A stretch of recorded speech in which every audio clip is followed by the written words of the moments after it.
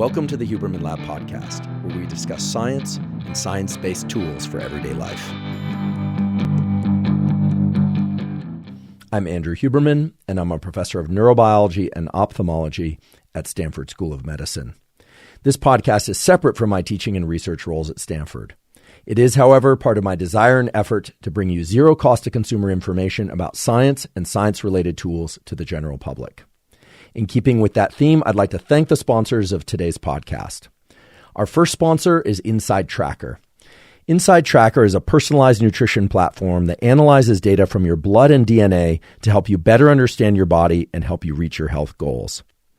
I've long been a believer in getting regular blood tests, and the simple reason for that is that so many of the factors that impact our immediate and long-term health and well-being can only be analyzed from blood. And now with the advent of modern DNA tests, you can get additional layers of information that can really support your understanding about what's going on deep under the hood, so to speak, inside your body and brain, and what to do about it. And I think that's really where Inside Tracker sets itself apart from other similar tests. What Inside Tracker offers is, first of all, they make the tests very easy. They can come to your home to take your blood and DNA test, or you can go to a testing center nearby you. Then you get the information back, and rather than just getting information about whether or not the levels of various things are high or low, you also get to find out what to do about it. So it offers directives related to nutrition, to exercise, and so forth, to really allow you to be in control of your overall health, both where you are now and its long-term trajectory. With Inside Tracker, they also have something which is, it can give you a readout of your inner age. They have something called the inner age test that really compares your biological age to your chronological age, something that's of extreme importance and interest because it has to do with lifespan or predicted lifespan. If you'd like to try Inside Tracker, you can visit insidetracker.com/Huberman. And if you do that, you'll get 25% off any of Inside Tracker's plans. Use the code Huberman at checkout. That's insidetracker.com/Huberman to get 25% off any of Inside Tracker's plans and use the code Huberman at checkout. Today's episode is also brought to us by Helix Sleep. Helix Sleep is a company that makes mattresses and pillows ideally suited to your sleep needs. I've been sleeping on a Helix mattress for the last 6 months, and I can honestly say it's the best sleep that I've ever gotten. Helix Sleep has a quiz that can match you to the ideal mattress and pillows for you. It's a quiz that takes just about 2 minutes, asks you questions like, do you tend to sleep on your side or your back, on your stomach, or maybe you don't know whether or not you tend to wake up feeling too warm or too cold, various questions about your sleep habits. At the end of that quiz, it matches you to a specific mattress that's perfect for your sleep needs. For me, it matched me to the Dusk, D-U-S-K, because I wanted a mattress that wasn't too firm nor too soft. And I really love the mattress. As I mentioned, I've been sleeping terrifically well ever since I got that mattress. If you're interested in upgrading your mattress, you can go to helixsleep.com/Huberman, take their 2-minute sleep quiz, and they'll match you to a customized mattress, and then you'll get up to $200 off all mattresses, and you'll get 2 free pillows. They have a 10-year warranty. You get to try it out for 100 nights risk-free. If you don't like it, they'll even pick it up for free, take it away. But I really think you will. I certainly love mine. Again, if you're interested, you can go to helixsleep.com/Huberman for up to $200 off and 2 free pillows. Today's episode is also brought to us by Theragun. Theragun is a handheld percussive therapy device that releases deep muscle tension.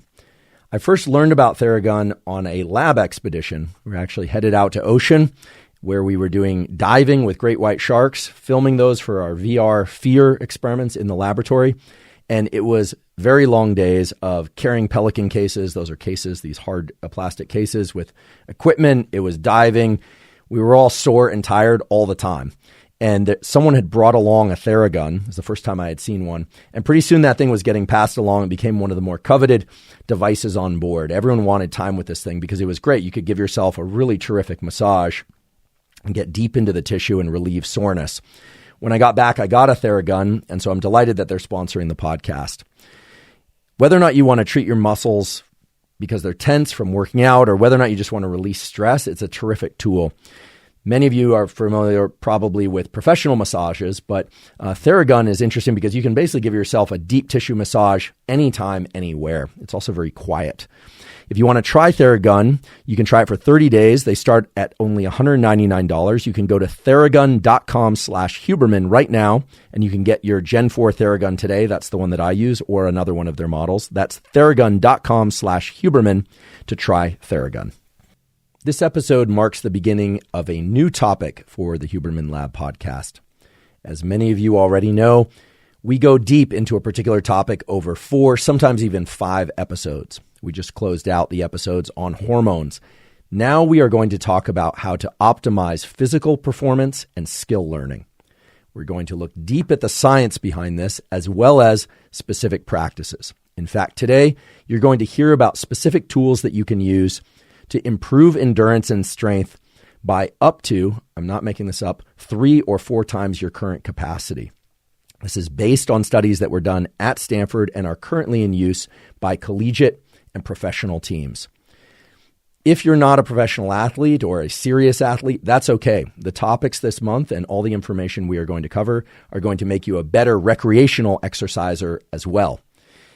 If you're not an exerciser and you're thinking about getting into that, or if you live in the Northern Hemisphere and you're just thinking about the beach this summer, or fat loss, muscle building, that sort of thing, this month, we're going to cover all of that as well.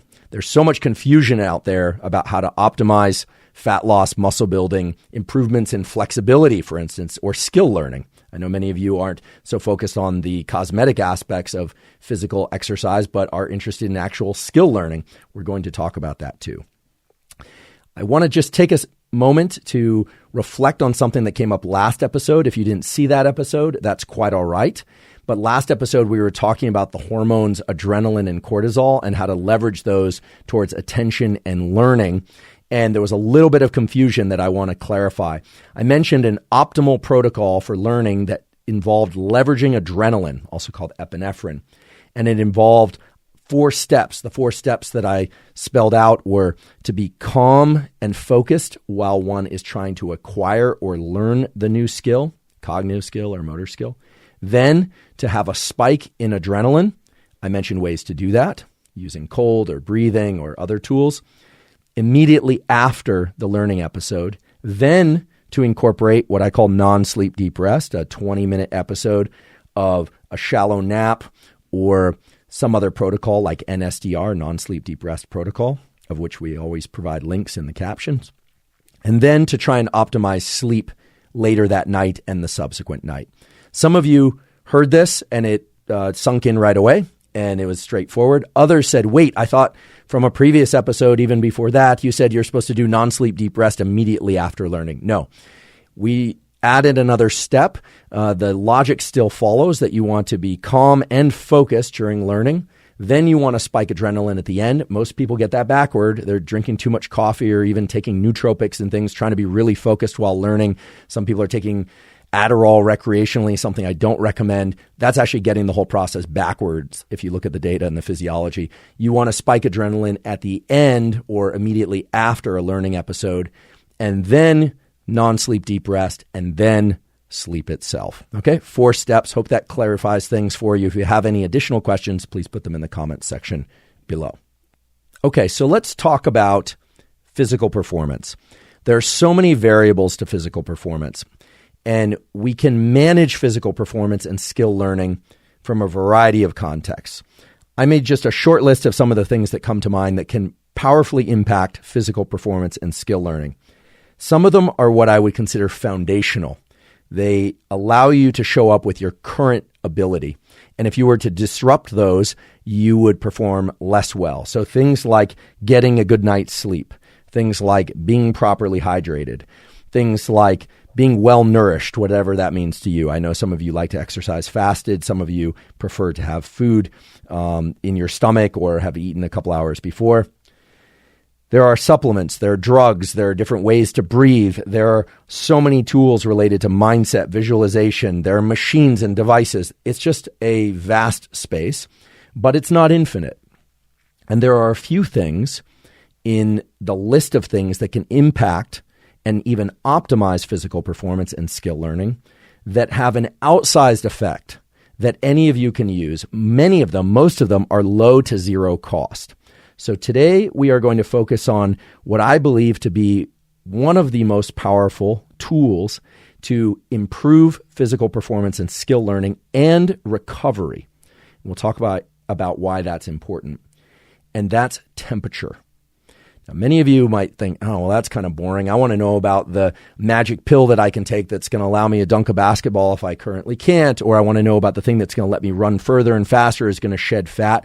Believe it or not, temperature is the most powerful variable for improving physical performance and for recovery.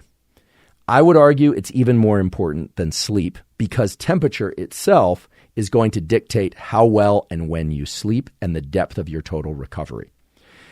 There are two aspects to temperature, of course. There's heat and there's cold. We are mainly going to focus on cold as a way to buffer heat. In a previous podcast episode, I talked all about growth hormone. You can find that episode about thyroid and growth hormone and how heat can be a powerful stimulus for increasing growth hormone, which is involved in tissue repair and et cetera, can burn fat and improve metabolism in various ways. However, cold, I would argue, is even more powerful than heat as a tool. And I'm not just talking about putting ice packs on sore muscles or slightly sprained limbs and ankles and things of that sort. We're going to talk about cold from the standpoint of thermal physiology. This is a literature that's rich in scientific information that goes back very deep into the last century, where physiologists and neuroscientists figured out that there are different compartments in your body that heat and cool you differently, and that you can leverage those in order to double, and as I mentioned before, even triple or quadruple your work output, both strength, repetitions, and endurance. So this is not weak sauce, as they say. This is the stuff that can really shift the needle quite a bit. And it's not just about performing well once. It's about being able to perform well and recover from that performance so that you do even better when you're not incorporating these tools. On days where, for instance, you can't access cold or an ice pack or an ice bath or things of that sort.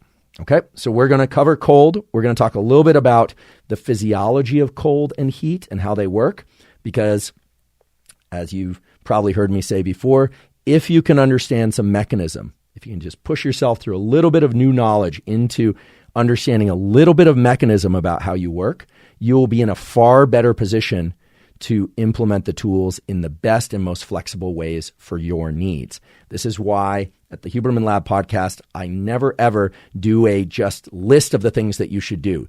I don't believe in the just tell me what to do. First, I tell you why you should do something. What's the logical framework that it's grounded in? And then we distill that down to specific protocols. For those of you that are too impatient for that, there are millions, if not billions, of other resources out there that will take you into the cul-de-sac of one protocol that will work and then stop working, or might work for you indefinitely. That's not how we work here. This is about really understanding the mechanism so that you can tweak things and modify things, adjust the timing and the dosage of things, and really get the most out of these tools and protocols.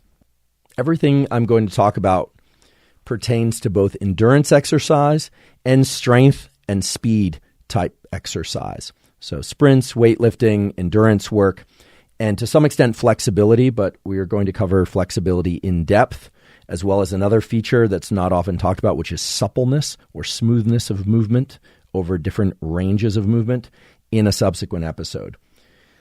Let's start by talking about temperature. What is temperature? How does temperature impact the body and its ability to perform, including learn new skills? So everyone probably remembers or has at least heard of the word homeostasis, right? That the body wants to remain in a particular range of temperatures, that it doesn't like to be too hot or too cold.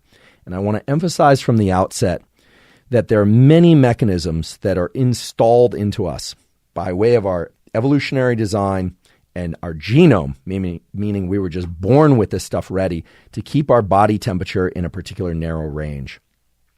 Heating up too much is just plain bad.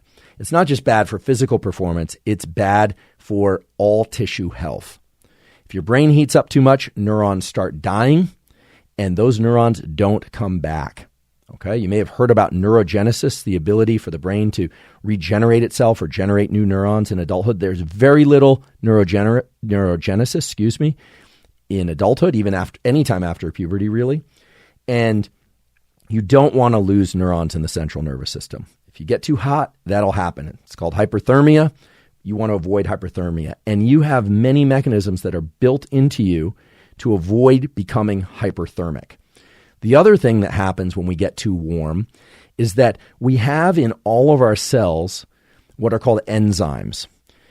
You generally know if something's an enzyme because it ends in the letters ASE, right? So lipase is an enzyme that exists to digest fats. You have proteases that are there to digest proteins, right? So anytime you see ASE, chances are it's an enzyme. Enzymes are proteins, and they have a particular structure, and their structure becomes modified when heat increases, and that's not good. You want their structure to be of a particular type. Imagine a car with 4 wheels. Let's just say the car is the enzyme. If it gets too hot, it's like 2 of the wheels fall off, and that thing can't function. So one of the reasons why the body and nature goes through so much effort to build in mechanisms to make sure that we don't become too warm is because when we get too warm, these enzymes don't function. Cells stop functioning. They stop being able to generate energy. They stop being able to digest things. You stop being able to think. And eventually, those cells start dying off entirely. So keeping temperature in a particular range is really good. You don't want to get too hot. We have much more flexibility in terms of getting cold. Now, you don't want to become hypothermic either. You can die from hypothermia just like you can die from hyperthermia. However, that you have a lot more range to be cold than you do to be too warm. Okay? And in general, the idea is to keep the body and brain in a particular range, but anytime we do anything, our body temperature can shift. So, for instance, if you were to stand next to a campfire or you were outside on a hot day, various things would happen to dump heat from your body. If you were outside on a cold day or you were to get into a cold shower or a cold lake, various things would happen to insulate heat within your body. This is all pretty straightforward and obvious, I realize. Now, what are those things? Well, there are a huge category of them. When you get into cold water, you secrete adrenaline. On a hot day, if it's really hot or in a very hot sauna or in the hot desert, you will generate what are called heat shock proteins, which will set off other sets of cascades, metabolic cascades, biological cascades. But the simplest way to think about this process is that when we get cold, we tend to vasoconstrict. Our blood vessels tend to constrict, and we tend to push energy toward the core of our body to preserve our core organs. Okay, so our periphery, our hands and our feet and our toes and our legs become colder, and our core, therefore, can maintain blood to that area, and we are insulating our core. Conversely, when we heat up, our blood vessels vasodilate. They expand a bit, and more blood flows to our periphery, and more blood can move throughout the body generally, and we will perspire, we will sweat. Water will actually get pulled out of the blood to some extent, moved up through sweat glands, and will be brought to the skin surface so that it can be dumped. We are dumping heat. Animals, as you know, vary in their capacity to sweat. Some animals, like camels, won't start sweating at first. If they heat up, what they'll do is they'll spit. They'll dump heat by spitting. Okay, dogs pant. Costello's off to my left here. He pants when he gets too warm. He can't sweat, or if dogs can maybe sweat a little bit. But we can sweat, and you've probably noticed that on a humid, hot day, you'll feel much warmer just walking or running than you would with the equivalent exercise or movement that you would on a cold day. And some of you probably know this, but if you don't, the reason is you sweat on a cold day, but because the air is dry typically, you will bring that sweat to the surface, and provided you're wearing clothes that allow some air to get out away from the body, so you're not wearing, really tight, spandex type clothing or something like that, or seal type, saran wrap type clothing, that sweat will evaporate off into the dry atmosphere. Whereas on a humid day, The reason you see people in, New York and Florida on a humid summer day and they're like moving their shirts off themselves, and you see people with, big sweat stains and back sweat stains and all this kind of stuff, is because they're sweating as they normally would, but it's humid. And so the humidity of the air doesn't allow transfer of that sweat into the atmosphere as readily. And so you're hot. Okay. So without the evaporation, you're going to be warmer. So we evaporate off sweat, we sweat, and we vasodilate when we want to dump heat. When we want to maintain heat, we vasoconstrict, and we tend to not sweat. The other thing that happens is you'll get goosebumps, so-called goose pimples, they're sometimes called. Those are a throwback to the time where we had fur over most, not all of our body. All mammals in the cold have a process whereby adrenaline is released at low levels, typically, into the body. That adrenaline activates what are called sympathetic fibers. They have nothing to do with sympathy. Those little fibers, which are neurons, those fibers that what I'm saying are fibers are neurons, not clothing fibers, reach up into the skin. So your whole body is covered with these little tiny neurons that reach up into the skin. And when we are cold, they actually mechanically take the hair follicle and bend it up. It's a process called piloerection, P-I-L-O, erection. Okay, so on a hot day, you want to dump heat. Okay, so on a hot day, what would happen is you'd actually not see those goose pimples because you want the hairs lying down, which actually you would think that might insulate you more, but would actually let more heat dissipate out through the skin. On a cold day, you get these goose pimples or goosebumps, which are really just an ancient carryover from the body's attempt to make hairs stand up on end. And when hairs stand up on end and they're very close together, that traps air in between them and actually creates a sort of insulated blanket of warm air. If you've ever seen an animal like a Malamute or a husky, you might think, oh, that poor thing on a hot day, what does it do, with all that hair? Well, it can be warm, so the animal will typically pant and its hair will lay down, which you might think would act as more of a blanket. But on a cold day, what will happen is they'll become very puffy. Their hair will stand up on end, and that's actually trapping heat between the hairs, and they're actually quite well insulated. So it's very important that if you want to understand how you can leverage temperature for physical performance, you have to understand that you have vasoconstriction to conserve heat, vasodilation to dump heat, that you have sweating to dump heat, and you have conservation of fluids in order to preserve heat. That's the most important thing in terms of understanding the mechanisms of maintaining and dumping heat. And now the most important thing to understand is that if you get too hot, not only do those enzymes stop working, but your ability to contract your muscles stops. Okay, I'm going to repeat this because it's vitally important. ATP is involved in the process of generating muscle contractions. Doesn't matter if you're running a marathon, doesn't matter if you're doing a yoga class, doesn't matter if you're going for a 700-pound squat. The range of temperatures within which ATP can function and muscles can contract is very narrow. Somewhere around 39 or 40 degrees Celsius, it drops off and you will not be able to generate more contractions. Now, it's pretty hot, but that temperature can be generated locally really fast. Now, if you're too cold, it's true, it's hard to generate muscle contractions. I got into doing some cold water swimming a little while ago, and we would joke that, you come out of the water, we do no wetsuits. I'm not recommending people do this necessarily unless you're certainly with somebody else who's skilled at doing it, which I was. And you come out and you feel like you have claws for hands. You could never text on a phone for the first few minutes. I mean, the water was very, very cold and you can't even move your face. And so muscles will become rigid, but heating up muscles causes them to fail to be able to generate more contractions. Put simply, if you get too hot, you stop exercising. You may not even realize it, but your will to exercise further, your ability to push harder, is entirely dependent on the heat of the muscle, both locally and your whole system. So let's talk about your whole system, because I just described heat dumping and heat maintaining. I told you that increasing heat makes it hard for muscles to contract. It will stop you from being able to run further and faster. It will stop you from being able to lift more weights, more sets, more repetitions. If you can keep temperature in range, however, in a proper range, you will be able to do more work. you will be able to create greater output. You'll be able to lift more weight, more sets, more reps, and you'll be able to run further. Now, there are data that I'm going to talk about in a little bit that are absolutely striking that underscore that statement. They are data from my colleague Craig Heller's lab in the Department of Biology at Stanford.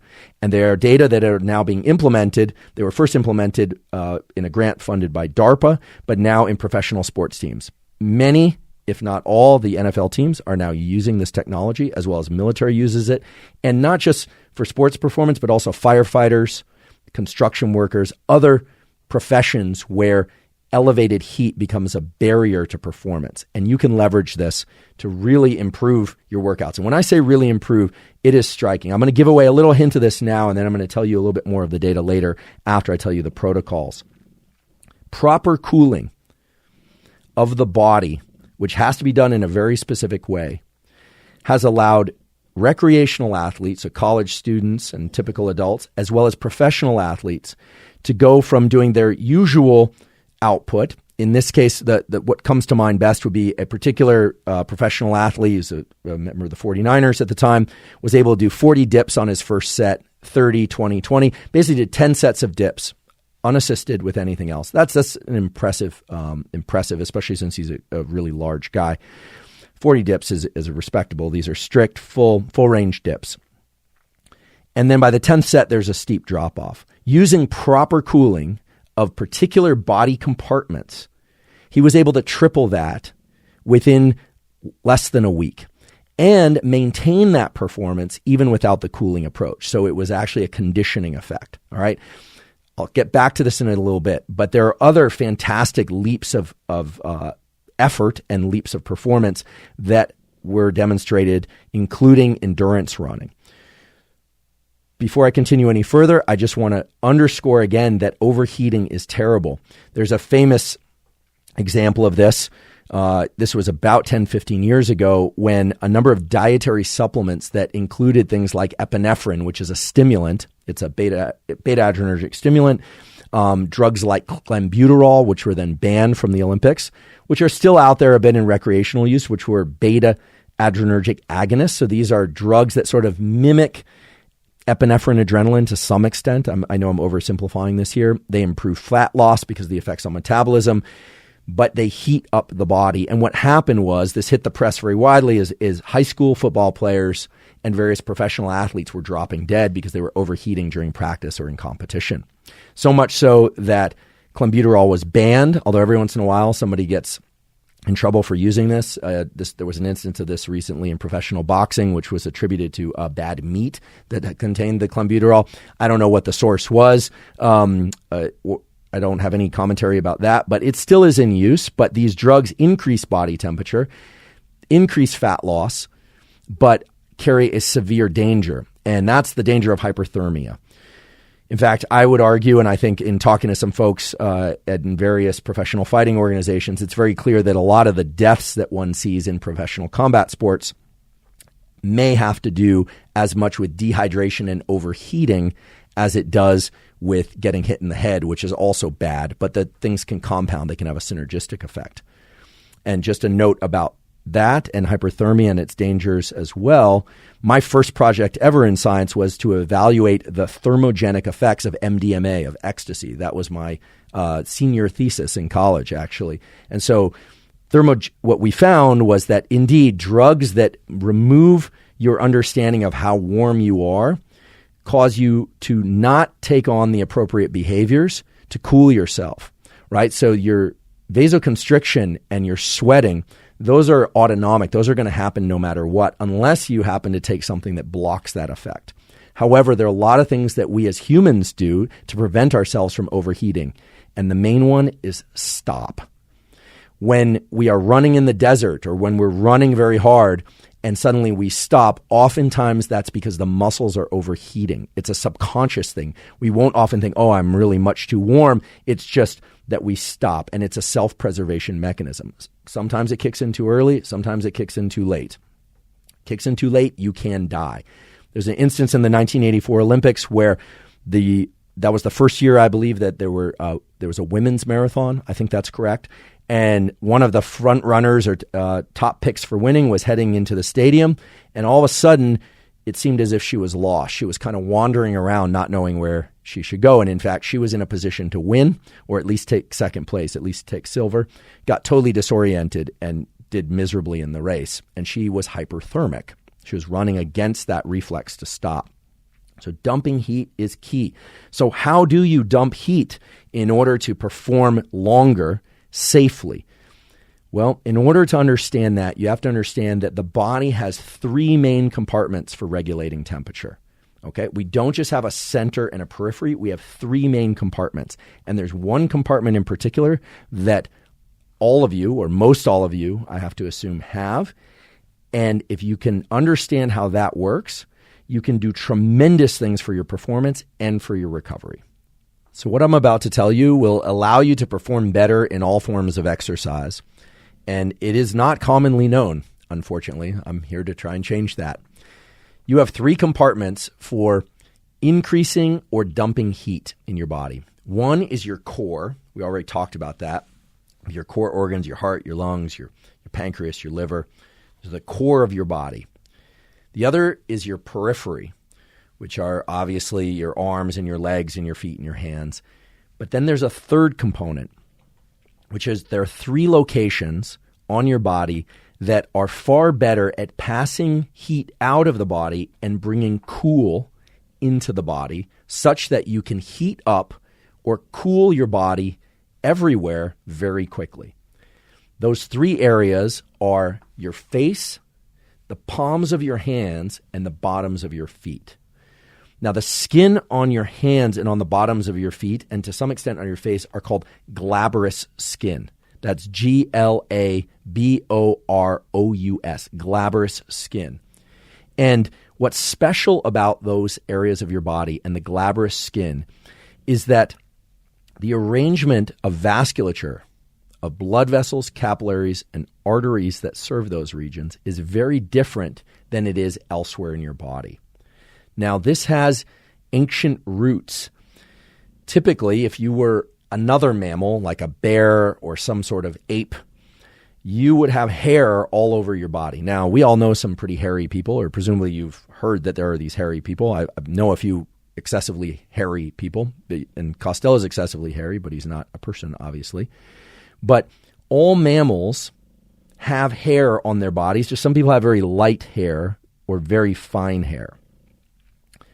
We don't have hair on these glabrous skin regions. Now, of course, you can have beard or facial hair growth, but there's still regions like the cheeks and other areas that maintain this special vasculature. Okay, so technically the hands and feet are real glabrous skin, and the face is not always quite classified as glabrous, but these three locations, face, palms of hands, not tops, and bottoms of feet, are very good at dumping heat and bringing in cool. And the reason is there's a rule in vascular biology that blood moves from arteries to capillaries and then to veins and then back to the heart. Okay? So arteries, which are the big ones, obviously, capillaries, which are the little fine ones where oxygen and carbon dioxide are exchanged, and veins, which then bring blood back to the heart and other tissues, of course. In these three regions of your hands, your face, and the bottoms of your feet, we have what are called AVAs. AVAs are a very special pattern of vasculature. AVAs are described in the medical textbooks. You can find them in Gray's Anatomy, not the television show, but the actual Gray's Anatomy textbook, which is a real thing that exists, and in all medical textbooks. Okay? So let's talk about AVAs and what they are and why they allow these three regions of the body to heat or cool ourselves more readily. So what are AVAs? AVAs are arteriovenous astomoses. So if you want to look that up, you can just look up AVAs, veins, capillaries, arteries, if you like, but I'll spell it for you. ARTERIO, arteriovenous, VENOUS, arteriovenous anastomoses, ANASTOMOSES. OSES, arteriovenous anastomosis. Okay, you want to know about arteriovenous anastomosis, trust me. And you want to remember that they are in your hands, the bottoms of your feet, and on your face, and in particular on the palms of your hands, not the tops of your hands. Now, before I said blood flows typically from arteries to capillaries to veins and then back to the heart. But AVAs are direct connections between the small arteries and the small veins. They bypass the capillaries to some extent. They are little short vessel segments. They have a big, large inner diameter, and they have this very thick muscular wall. And they get input from what are called adrenergic neurons. They get input from neurons that release norepinephrine and epinephrine, which allows them to contract or dilate. Now, there's some rules of physics that talk about how the radius of a pipe and small changes in the radius of a pipe leads to massive increases in the rate and amount of stuff that can flow through that pipe. Okay, it's a rule of physics that says essentially that the radius is proportional to the amount of stuff that can flow through something to the fourth power. We're not going to make this a physics class, but if you want to look that up, you can. You can just look up how does the radius of a tube or pipe relate to how quickly or how much stuff can flow through it. What you need to know, even if you don't want to know any of the underlying physics, is that these AVAs allow more heat to leave the body more quickly and more cool to enter the body more quickly than other venous, arterial, capillary beds throughout the body. In other words, you can heat up best at the face, the palms, and the bottoms of the feet, and you can cool down best at the face, the palms, and the bottoms of the feet than you can anywhere else on your body. And when I say heat up or cool down, I mean actually heat or cool the core and your brain. Okay, so this is vitally important. I realize we're getting down into the mechanistic weeds here, but you need to know that these three compartments of your body, palms, bottoms of feet, and face, are your best leverage points for manipulating temperature to vastly improve physical performance. Okay. I also want to point out that the work that I'm going to tell you about is not work from my laboratory. It's the work of, as I mentioned, my colleague Craig Heller's laboratory at Stanford. And we're going to have Craig on as a guest to talk more about these discoveries. They are his and his colleagues' discoveries and how you can leverage them. They're building out some amazing technology.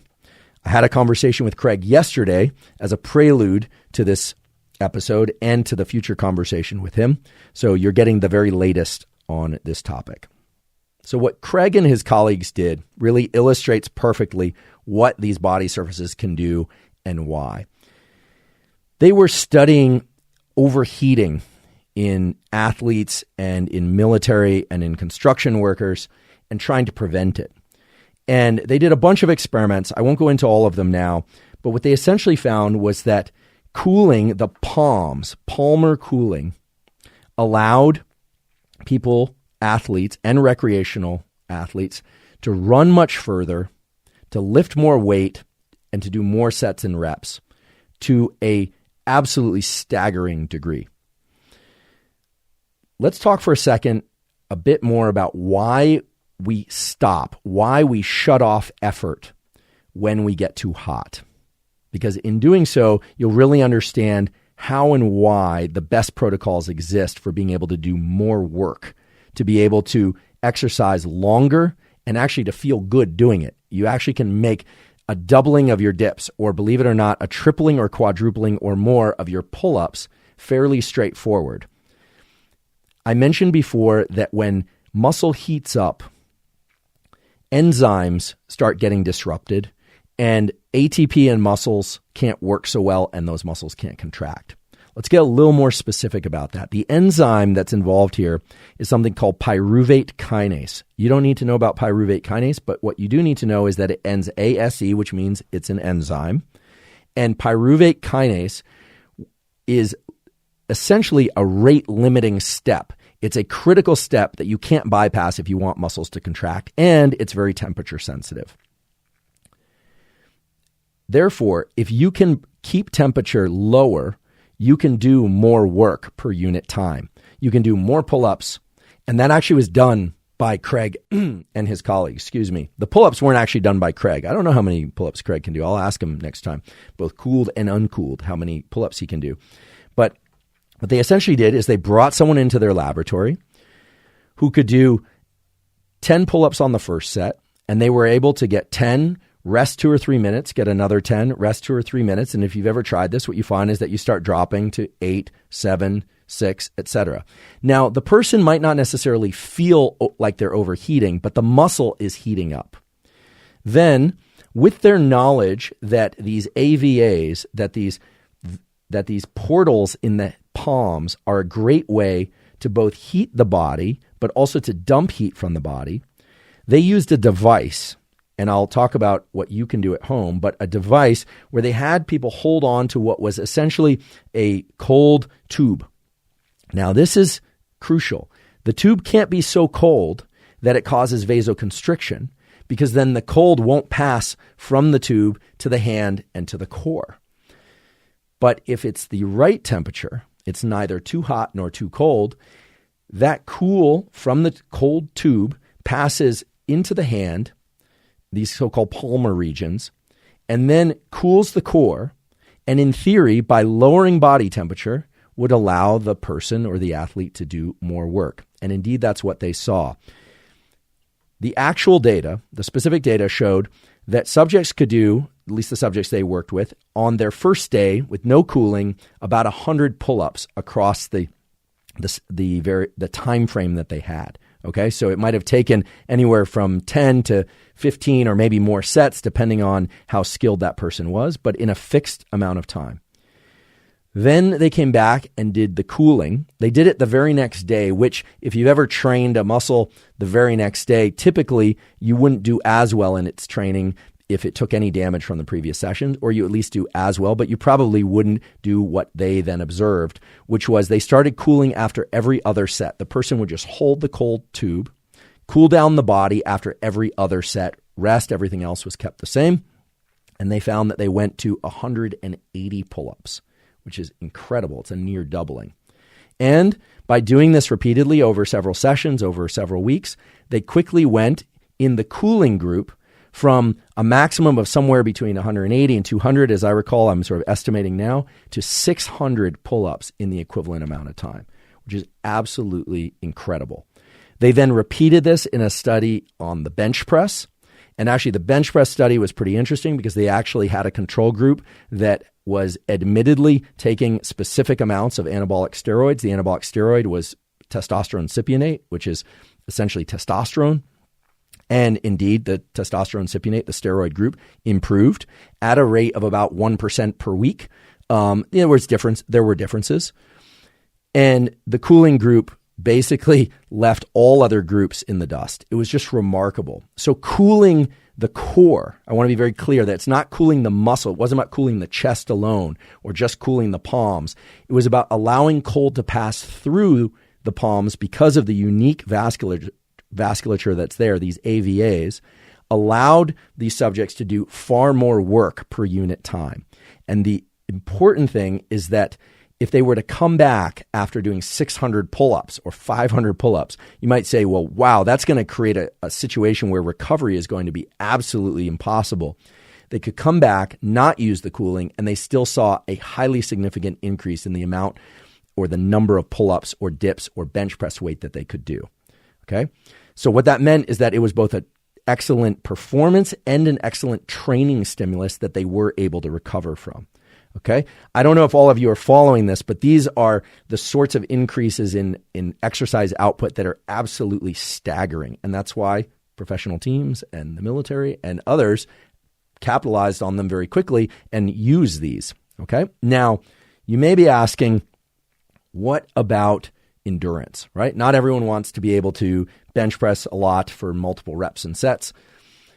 And I should just mention for the bench pressing, it was, I believe they found people that could bench press 225. So that's 2 45-pound plates on the 45-pound standard Olympic bar for repetitions of anywhere from 6 to 10. And then they had them do the same thing. They did a set, they'd rest 2 or 3 minutes, sometimes up to 4 minutes, then do another set, repeat.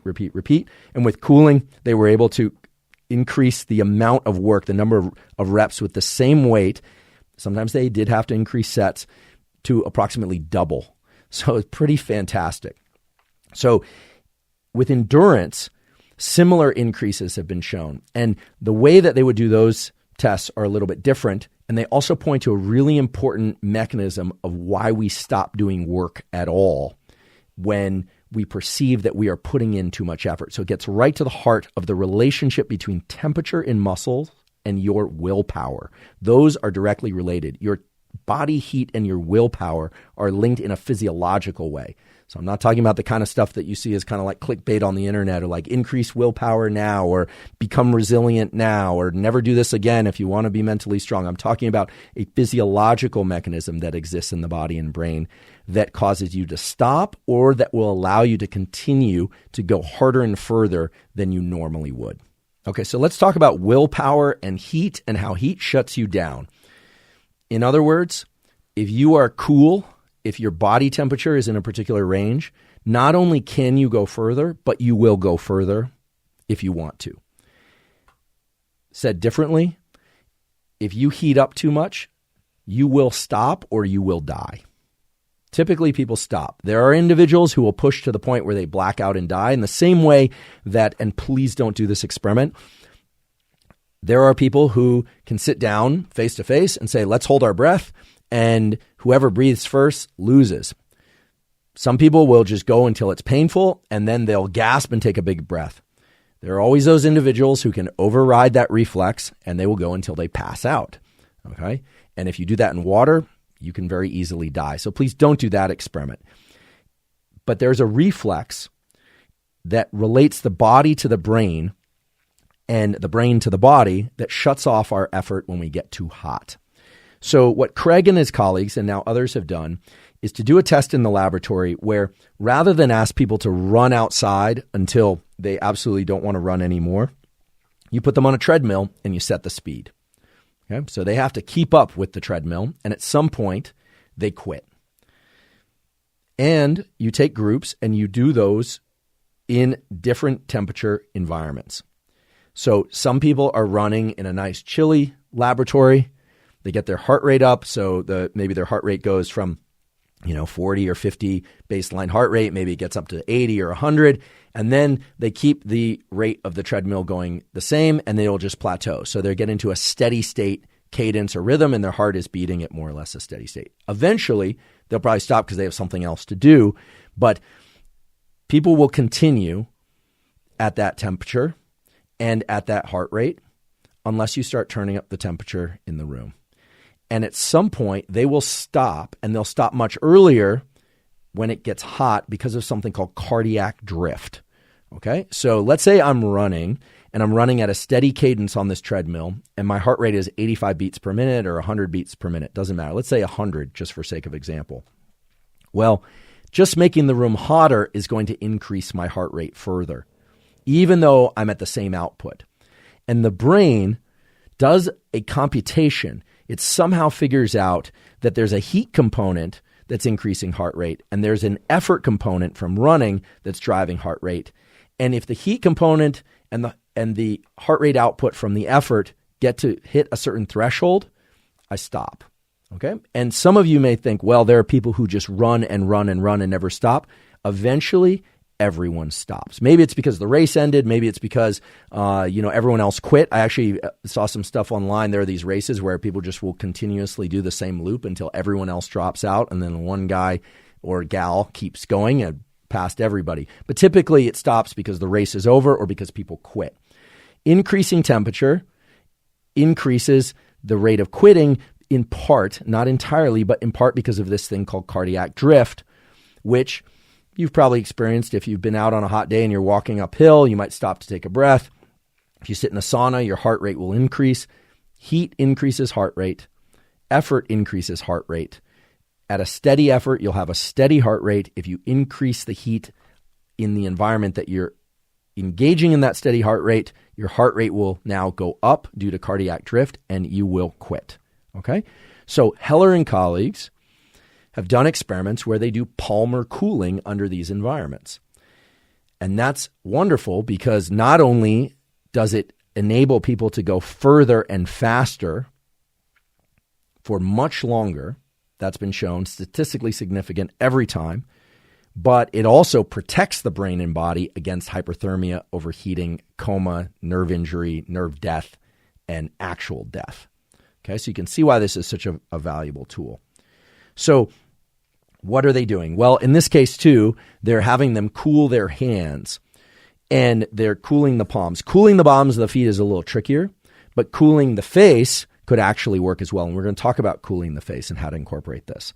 So at this point, I've just really wanted to impress upon you, not impress you, but impress upon you the fact that you have these three surfaces of your body that are very good at passing cold into the body such that it cools the core body temperature. And that's a good thing for health and safety and in order to maintain work output over longer periods of time or actually just do more work. I mean, to me, the result is just so staggering is the 100 to 180 pull-ups in the controls and then 600 pull-ups in the cooled individuals, right? They actually also feel mentally as if they can do more work. It's not just that they can, their willpower is adjusted somehow by these shifts in temperature.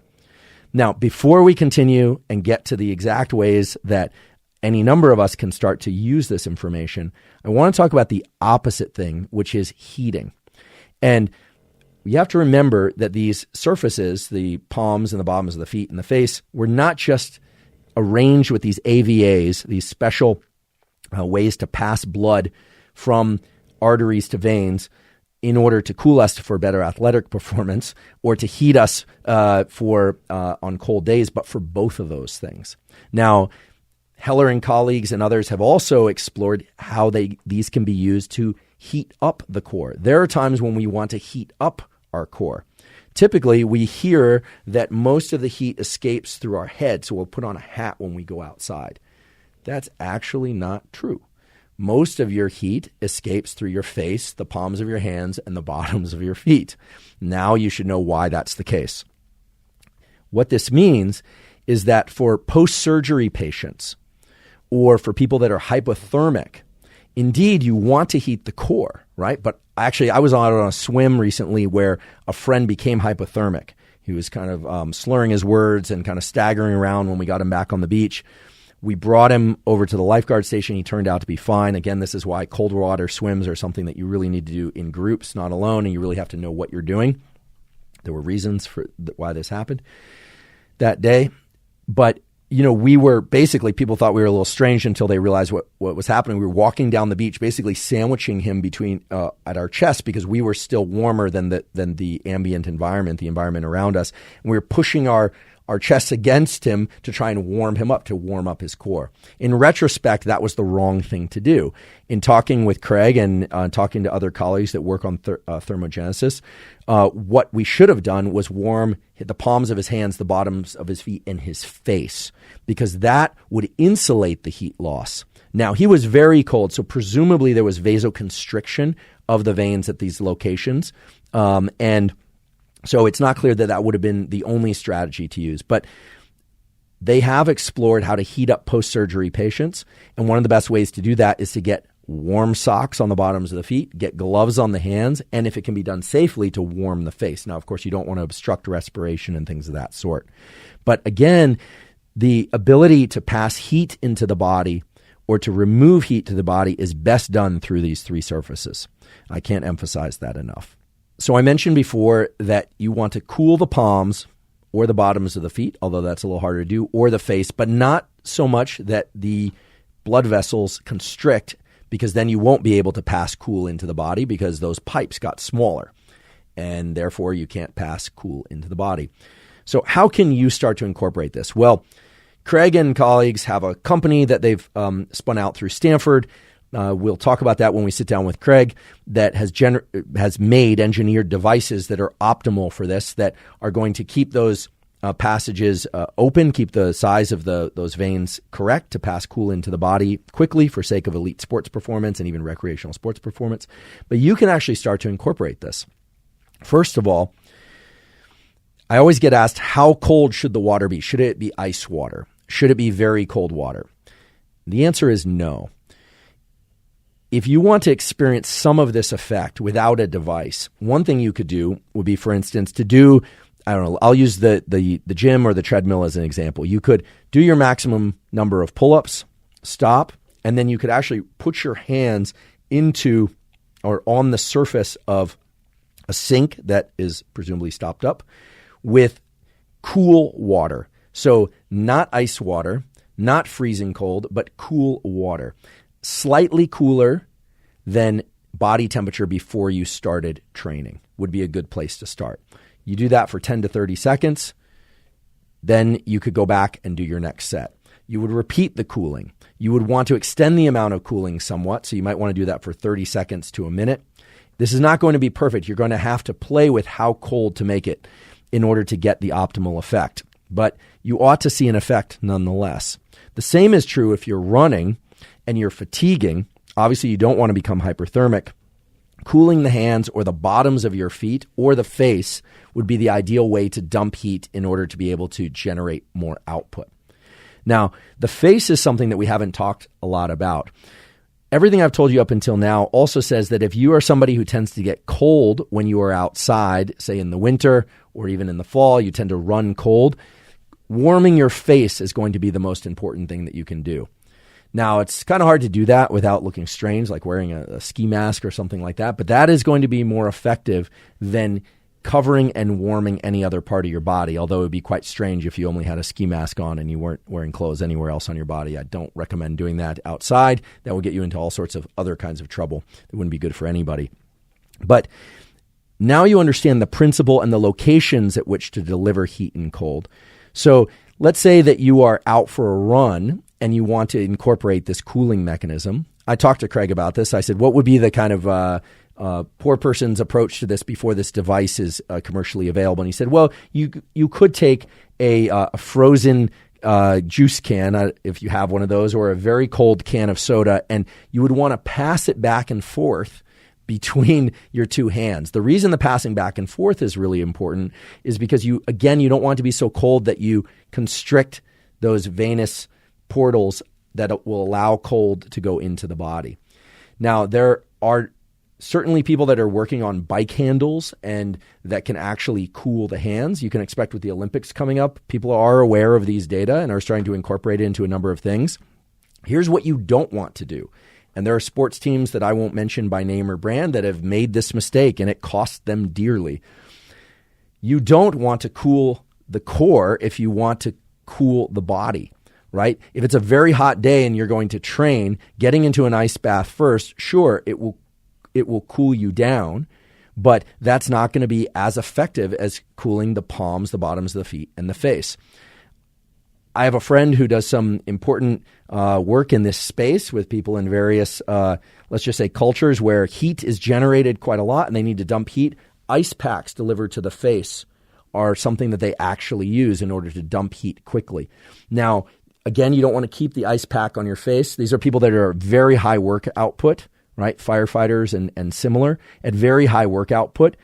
And then they'll put this, essentially it's like a cooled face mask on their face. It'll allow their core body temperature to come down, and then they remove it. They're not keeping it on there so long that they're getting the vasoconstriction. Okay, so there are a number of ways that you could do this. And again, I'm not giving specific temperatures because it depends on how hot that day and how hot your body temperature is. So you can see why there's a need to create more devices for this. But you can see a considerable improvement in endurance, in strength, and in all kinds of explosive and sort of explosive power type output in athletics by using these surfaces of the hands and bottoms of the feet and face. The one that I've tried, because in anticipation of this episode, was the dips, where then I would cool my hands. I actually decided to cool the bottoms of my feet as well because it just feels good and it's particularly hot out lately. So no shoes or socks on, put my feet into the bottoms of my feet, just kind of hovering about a centimeter or two below the surface of a bucket of water that was just it felt cool, slightly cooler than body temperature or so. It just basically what came out of the spigot after I let it run for a little bit. And indeed, I saw a 60% increase in the number of dips that I can do in a single session. So it's actually a quite significant effect. And you don't have to be perfectly precise in order to do it. And of course, if you want to heat up for whatever reason, like you're camping or you're lost in the environment, remember these 3 surfaces are going to be the best way to heat your core as well. So up until now, we've been talking about how to use cold during a workout in order to improve performance.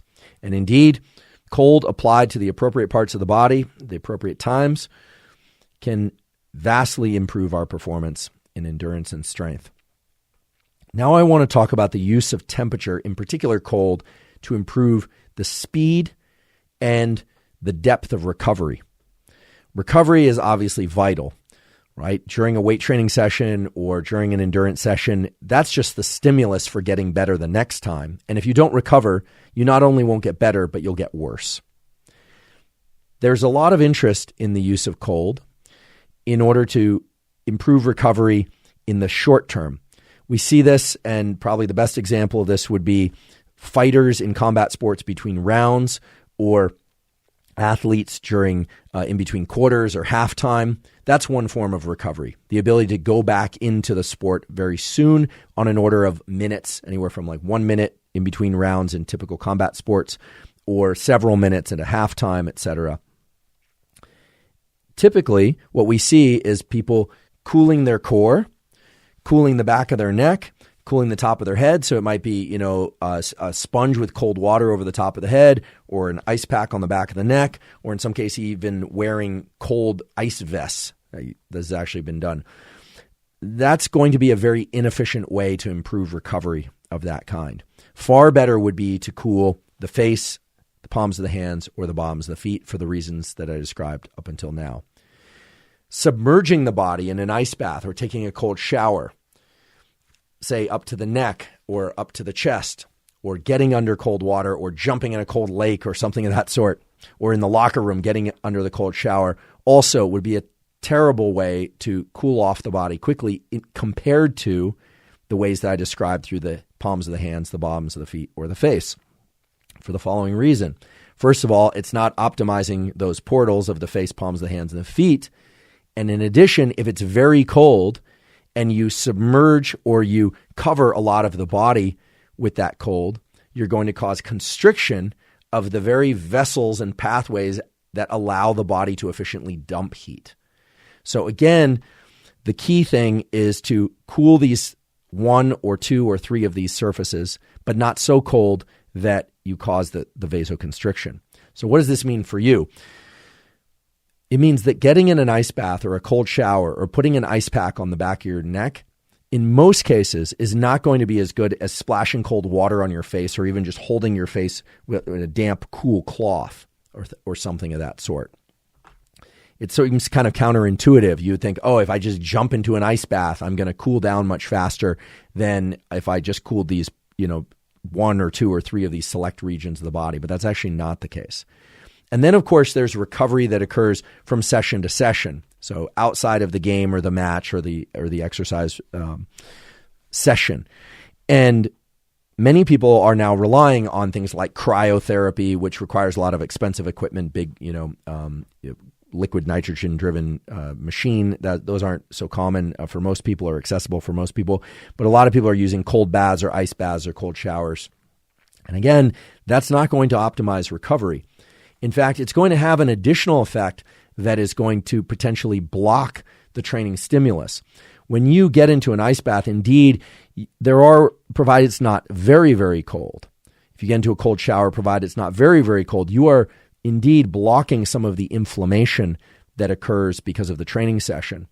But in doing so, you also are blocking pathways such as mTOR, mammalian target of rapamycin, which are involved in the adaptation for a muscle to become stronger or bigger. Put simply, covering the body in cold or immersing the body in cold after training can short circuit or prevent the hypertrophy or muscle growth response. It has other effects that can be positive, right? It can induce thermogenesis, etc. It can reduce inflammation, but it can prevent some of the positive effects of exercise.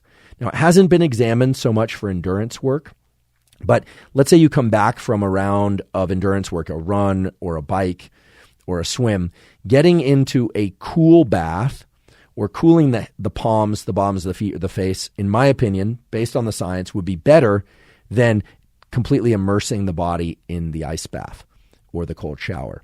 There is a time and a place for the use of the ice bath or the cold shower or the cold plunge.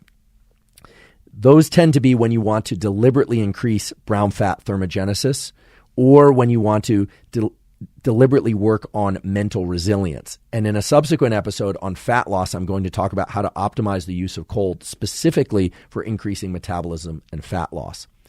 But for now, since we're talking about the use of cold for improving performance and recovery, the suggestion that I'm going to provide is based on the work of Craig Heller and colleagues that I've been talking about, as well as an excellent book. I mainly rely on textbooks and special volume books, which are collections of papers from experts in a particular area that go beyond standard kind of college level textbooks.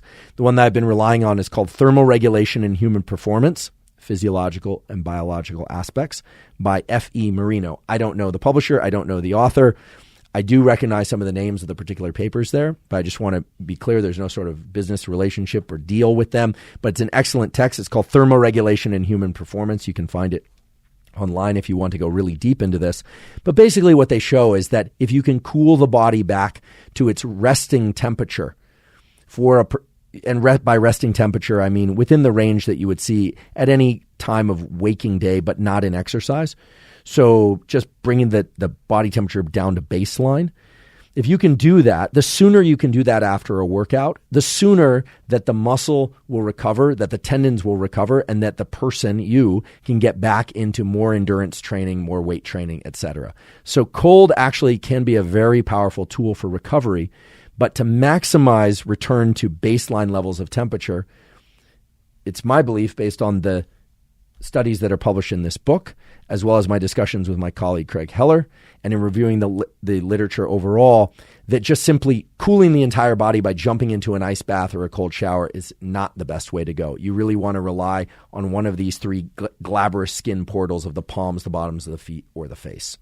So now you probably know more than you ever wanted to know about how we regulate body temperature and how it can be applied to exercise, both during the exercise session and afterward, to optimize recovery. Many of us, all of us presumably, are also eating and drinking things and taking things at various times that can impact this process. And so because of that, we should ask whether or not those things are impacting body temperature. And when we do that, we find that there are certain things that many of us are doing that are actually impairing our performance. So for instance, if you are taking a pre-workout drink or you're ingesting a lot of caffeine or other substance to bring your body temperature up before exercise, you are limiting the amount of exercise that you can do. I can recall a time in college when I would drink a lot of espresso. Back then, ephedrine was sold over the counter. I remember taking it. It will really energize you for workouts. You can generate a lot of energy and get extremely focused taking those things. They do increase heart rate. They can be quite dangerous. I don't recommend people take them. In fact, I think ephedrine is now off the shelves as a non-prescription compound because various people died from taking it who were sensitive to it or exercised in heat. But looking back at that, I realized it was a foolish approach. It was increasing core thermogenesis. Sure, I might have burned a few more calories, but actually when I look at the data that are coming from specific cooling and how that can so increase in performance if done properly, and then I compare that to the effects of taking some sort of thermogenic compound, whatever it is, some pre-workout or some pill or high levels of caffeine, it's very clear that increasing body temperature prior to working out is the exact wrong thing that one would want to do. You don't want to stay so cold that you can't generate good muscle contractions. You don't want to, be like I am coming out of the cold ocean, with claws for hands. But one wants to have your body temperature in a range that still allows you to work hard and perform well. Now, in terms of recovery, things like alcohol, we know are vasodilators. So those are going to cause people to drop body temperature. So you might think, oh, well, that sounds great for recovery. And I don't think people should be drinking who are, have problems with alcohol intake, alcoholics, or they're not of drinking age, et cetera. I'm not a drinker, but I do have a good friend who's a quite accomplished athlete who basically drinks a beer or two after his long runs or cycling And, his argument is, well, I'm dumping body heat and I like a beer. And he's probably right. It's probably a really good tool, provided you don't have issues with alcohol that would preclude that as a tool, or you're not of drinking age. But anything that you ingest after exercise that would increase body temperature is going to impede recovery. Anything that you do that lowers body temperature, provided it's in safe ranges, is going to accelerate recovery. And that brings us to the whole host of compounds that people take that can increase body temperature. And many people are taking these things in order to increase fat burning and increase metabolism. But in my opinion, it's impeding their ability to perform well. And especially if the performance is something that you're focused on aside from body recomposition, losing fat, building muscle. But even if you're focused on losing fat, building muscle, you have to ask yourself, is the body temperature increase that I'm getting from these compounds really worth it, given that it can block or prevent my performance from being as good as it could? In other words, is it worth taking something that makes you feel very energized to go work out, but then you now know that you are stopping earlier and you're performing less well, fewer reps, fewer steps overall? Is it worth it? If you had not taken that thing, then you could perform much longer and at much higher capacity. Some of you are probably saying, well, that's ridiculous, because when I drink a quadruple espresso and I pop a whatever pre-workout or drink a pre-workout, then I know I can go much further. That might be true, but the increase in temperature is also costing you on the recovery side. And unless you're doing other things to improve your recovery, and I know many people that are, I don't judge, but many people who are doing those things are also augmenting their recovery through hormone augmentation and other performance-enhancing tools, then for the typical person who's not doing that, it's probably shooting yourself in the foot.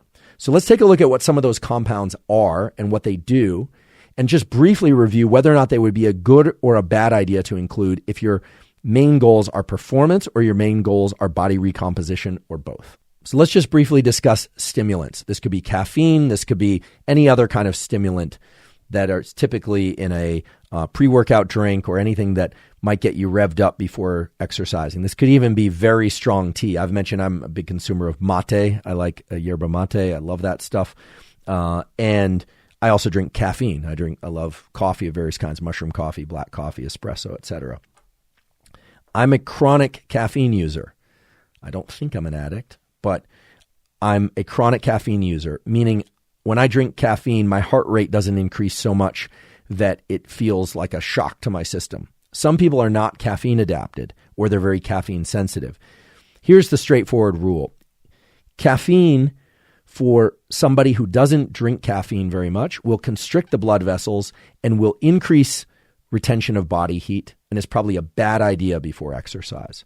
For somebody who's caffeine adapted and is used to drinking caffeine, it won't have that vasoconstriction effect. That's what the data point to, because I'm adapted to it. But it will cause vasodilation and will allow me to dump body heat. So for me, I use it before I train or do any kind of exercise, because I tend to do that early in the day. It won't prevent me from sleeping, and it causes vasodilation. And then afterwards, I'm aware that it causes vasoconstriction after the caffeine wears off. So for somebody who drinks 2 or 3 or more cups of coffee a day or mate a day, so we're talking intake of anywhere from 100 to 400 milligrams of caffeine, what you want to do is you want to make sure that you would do that before exercise and probably not after exercise. That just makes logical sense given what we know about thermal regulation. And if you're somebody who doesn't drink caffeine, drinking caffeine before a workout is going to be about the worst thing that you could possibly do, because it's going to increase core body temperature through its thermogenic effects, and it's going to constrict your blood vessels and make it even harder to dump heat. So I don't suggest that people drink caffeine or not. I just suggest that you think about whether or not you're caffeine adapted or not, and decide whether or not you want to drink caffeine. In general, you're going to be better not drinking any caffeine than you are drinking caffeine, unless you're a heavy caffeine user or abuser, in which case not drinking caffeine is going to give you vicious headaches and is going to make it very hard to get motivated, because you're just not used to it. It takes about 3 weeks to get used to no caffeine. It's brutal. I've done it before. I've done caffeine fasts. I don't know that I ever want to do it again. That's how painful it was. But you get headaches because of the effects on vasodilation and constriction. If you like caffeine, use it in moderate amounts. and use it before your workouts, not after. If you don't like caffeine or you don't use it very often, stay away from it anywhere close to exercise, before or after, for that matter. One of the more commonly used compounds that's sold over the counter are non-steroid anti-inflammatories. So things like Tylenol and Advil and other trade names, and naproxen sodium, things of that sort. Almost all of those drop body temperature to some extent. And that's why it's often recommended that people take them when they have a fever. Although the whole business of dropping body temperature artificially when you have a fever is itself an interesting discussion, whether or not that's the most adaptive or best thing to do. Certainly you don't want fever to go too high. It can be very dangerous, can kill you. But artificially dropping body temperature with these compounds can be tricky. Now, a number of athletes, especially endurance athletes, will rely on these non-steroid anti-inflammatory drugs specifically to keep body temperature lower during long bouts of exertion. This is a little bit of a pharmacologic version of dumping heat instead of using Palmer cooling or face ice pack cooling. They're relying on pharmacology to drop their core body temperature. That has certain obvious advantages. Those advantages should be obvious, and the reasons for them should be obvious based on everything we've talked about up until now. Lower temperature allows you to go further, harder with more intensity. However, they do have effects on the liver, and they can also have effects on the kidneys. And during long bouts of exercise or even short bouts of exercise, water balance and salt balance are also going to be vital to maintain in order to perform well, generate the best muscle contractions, stay mentally alert, and also to stay alive. We will do an episode on salt, electrolytes, and water balance, but you probably want to think carefully about whether or not you want to use non-steroid anti-inflammatories before any training session just for the performance augmentation effect, unless you're working carefully with a coach, whether or not you've done that in practices, and of course, whether or not you are in a situation where monitoring your body temperature carefully is going to be important. You might ask, well, when would that be? Well, desert races, summer training and races, winter rides. You certainly don't want to get too cool either. So alcohol, caffeine, and non-steroid anti-inflammatory drugs, because of their effects on temperature, will impact performance and recovery, but you want to be cautious about how you approach them. I personally am more a fan of using caffeine in moderate doses for the reasons I described before, as well to use the cooling of the palms, cooling of the bottoms of my feet, right, by placing them into a bucket or into a cool bath after training, or cooling the face after training, or sometimes even during training. It just seems like there's more of a margin to play with the variables, to heat up the water or cool it down a little bit, to include one palm or the other palm. There's just all sorts of good parameter space, as we call it in science, that you can play with and work with to find what works for you. Whereas when you pop a pill, sure, you can adjust the dose and you can adjust it next time, but once it's in you, and there's going to be some period of time before you can modulate it. What I've offered today are ways in which you can use temperature to powerfully improve performance. And if you think about it, you can vary that from set to set. You could do your pull-ups or your sprints and then cool your palms and then try and go with colder water the next round, or warmer water the next round, or do both feet and palms and face. I mean, you can do all sorts of things moment to moment and see what works for you. Again, essentially zero cost or no cost. Whereas when you pop something, you take a pill, you're basically in that regimen for the next hour or two or more. You can always take more, but you can't really take less. You can't really extract it from your body in real time. So it doesn't give you a lot of opportunity to play scientist, which is what I like to do, because what I'm always trying to do is trying to dial in the best protocols possible based on the mechanisms and data. And if you can do that moment to moment, that places you in a position of power. Once again, we've covered a lot of material. By now, after seeing this episode or listening to this episode, you should understand a lot about how your body heats and cools itself and the value of that for physical performance. I hope you'll also appreciate that you have tools at your disposal to vastly improve your physical performance. And should you try those, please let us know how it goes. If you decide to do Palmer cooling during your runs or after your runs, during your weight workouts, during your yoga sessions, whatever it is, let us know. Please place that in the comments. I've given you specific protocols and some direction, but I've also left it slightly vague because, as I mentioned earlier, I don't know all the environmental conditions. I don't know how hot your yoga studio is or how cool your gym happens to be or your body temperature or time of day. Remember, your temperature will vary according to time of day. We did a whole episode about that related to sleep.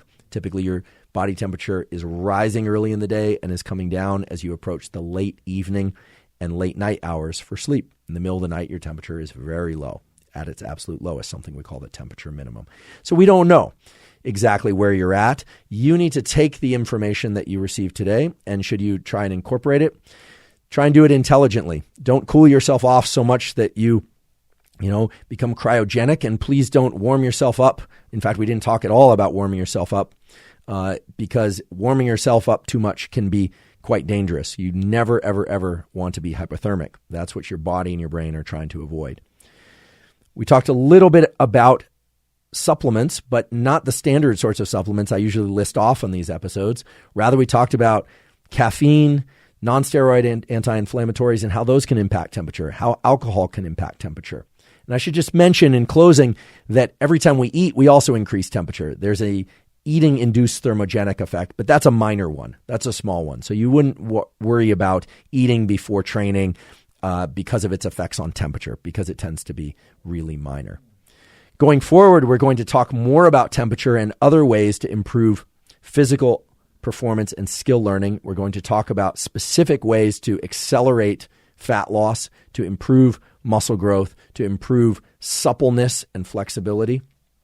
These approaches and mechanisms are anchored deeply in neuroscience and physiology and the relationship between our peripheral organs, which include our skin, and our brain and all the organs in between. So it's really a pleasure for me because I'm able to look to the textbook literature that exists and really came out over the last 50 to 100 years. And unlike a lot of areas of neuroscience, which are still sort of mystical, like consciousness and dreaming, of which we understand a little bit about, these core mechanisms of temperature and physiology, which are so powerful, involve very concrete studies that, as you learned today, are very actionable. If you're enjoying this podcast and you like the information that you're receiving, if you're incorporating it into your life in useful ways, please recommend the podcast to other people if you think they could benefit from it as well. Please subscribe to the podcast on YouTube. So you want to hit the subscribe button, as well hit the notifications button. We come out with new episodes every Monday, but from time to time, we also release shorter content, and we will be releasing additional content in between episodes from time to time. If you don't already subscribe on Apple and or Spotify, please do so. Also on Apple, you have the opportunity to leave us up to a 5-star review if you think that we deserve a 5-star review, and to leave us feedback. They have a comment section there. It's really a feedback section where you can rate and describe the podcast as you experience it. If you'd like to support the podcast in other ways, please check out our sponsors. That's a terrific way to support us. We also have a Patreon. You can find it at patreon.com/Andrew Huberman. That allows you to support the podcast at any level that you like. Today, we didn't focus so heavily on supplements, but in other episodes I have, and there are certainly supplements that are beneficial for sleep, for performance, for learning, immunity, and so forth. We've partnered with Thorne, THORNE.com, because Thorne supplements we believe to be the most stringent in terms of what they put on the bottle is actually what's in the bottle. So the amounts are precise and the quality of the ingredients is very precise. They partner with the Mayo Clinic, all the major sports teams. So we're delighted that we're partnered with Thorne. If you want to see the supplements that I take, you can go to thorne.com/U/Huberman, and you can see the supplements that I take. You could get 20% off any of those supplements, should you choose to order them, as well as 20% off any other supplements that Thorne happens to make. That's Thorne, THORNE.com/U/Huberman to get 20% off any of the supplements that Thorne makes. And last but not least, I want to thank you for your time and attention. I realize this is a lot of information. I hope you'll find some of it to be actionable and useful for you and for people that you know. And as always, thank you for your interest in science.